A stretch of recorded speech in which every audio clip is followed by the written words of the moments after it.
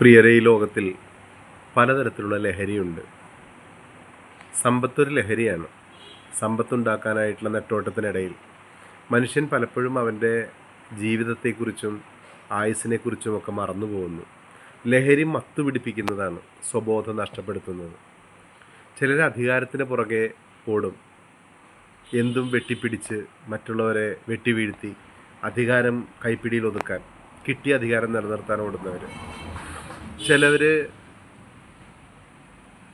മറ്റ് കാര്യങ്ങൾക്ക് വേണ്ടി ഓടുന്നവർ, ലൈംഗിക ആസക്തിയോടുകൂടി ഓടുന്നവർ, അധികാരത്തിന് വേണ്ടി ഓടുന്നവർ, സമ്പത്തിന് വേണ്ടി ഓടുന്നവർ.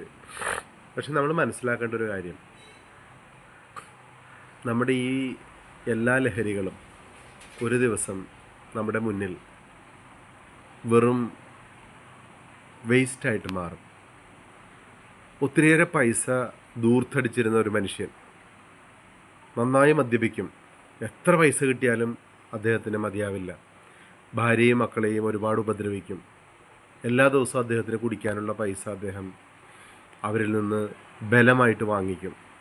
അവസാനം അദ്ദേഹത്തിൻ്റെ വാർദ്ധക്യ സമയത്ത് അദ്ദേഹം ക്യാൻസർ രോഗബാധിതനായി കിടക്കുമ്പോൾ, അദ്ദേഹത്തിന് സംസാരിക്കാൻ പോലും ശക്തിയില്ലാതെ, എഴുന്നേൽക്കാൻ പോലും ശക്തിയില്ലാതെ കിടക്കുന്ന സമയത്ത് അദ്ദേഹത്തിൻ്റെ പ്രിയപുത്രൻ അദ്ദേഹത്തിൻ്റെ അടുത്ത് സ്നേഹത്തോടു കൂടി ഇരുന്ന് അദ്ദേഹത്തിൻ്റെ തലയണിക്കടിയിൽ കുറച്ച് പൈസ അദ്ദേഹത്തിന് വെച്ച് കൊടുത്തു.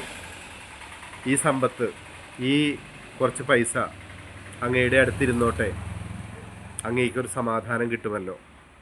അദ്ദേഹം മകനോട് പറഞ്ഞു, എൻ്റെ മകനെ, ഈ കിടക്കുന്നിടത്തു നിന്ന് ഇരിക്കാൻ പോലും കഴിയാത്ത എനിക്ക് ഇന്ന് വെറും കടലാസിൻ്റെ വിലയാണ് ഈ പൈസയ്ക്കുള്ളത്. എനിക്കറിയാം എൻ്റെ സമയം ഏകദേശം അടുത്തു വന്നു. അതുകൊണ്ട് എനിക്കിന്ന് പൈസ കാണുന്നത് ഭയമാണ്.